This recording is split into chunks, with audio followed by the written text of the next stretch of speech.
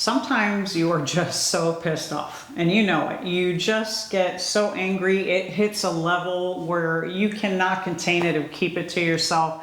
You know, we don't know what to do with our anger. I mean, we either explode or we repress it and stuff it down until it builds into this ugly resentment and then it explodes. We have a problem with setting our boundaries with people and talking about the little things that are bothering us so that we let them build so they get to an explosion.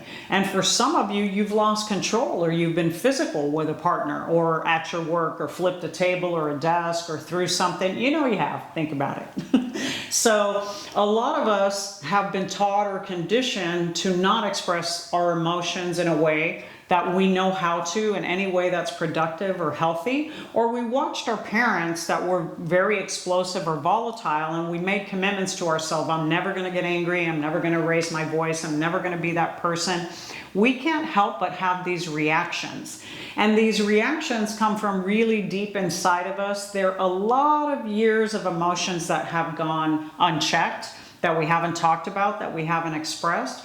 But also the reaction is fear, and the reaction is being hurt. A lot of times we react in anger because truly what's going on is that we're hurt. It is the flip side of that emotion, anger and hurt.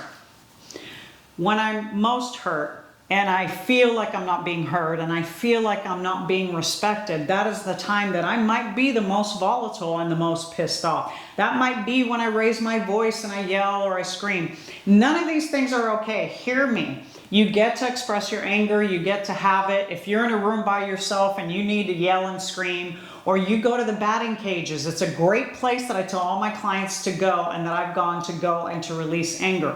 But towards another human being, never, never, never is it okay to yell and scream, especially adding profanities to that. You might feel better, it makes you feel better, but you've lost respect. You've lost respect from that person, and you've lost the respect from yourself. Is that I had to take it to that place in order to say what I needed to say. So many of you have been silenced for so long and never expressed your anger that's why now it comes out sideways and it comes out in a way that's offensive.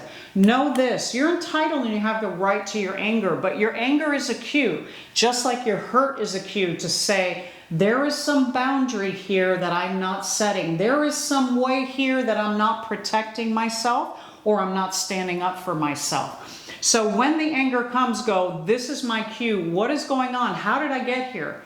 How did I get into this conversation that now feels so out of control? And can you take a step back? I think the superpower is when we're in reaction and then we're able to pull back. It takes great strength. It takes bravery, it takes courage, and it takes discipline. So you're going to have to practice it. This isn't going to happen overnight. But as soon as you feel that anger coming and you feel the heat coming through your body, that's a signal to go, whoa, I need to pull back.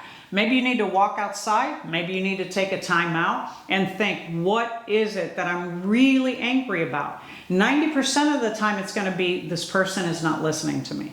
I don't feel that I'm being heard. I don't think that my opinion is being taken into consideration.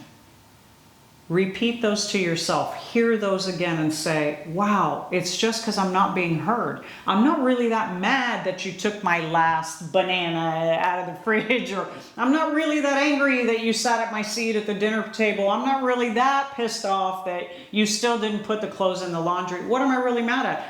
Being mad at feeling disrespected. I'm being mad at feeling that you don't recognize that I have a need that needs to be met, or you're not honoring me, or you're just not listening to me.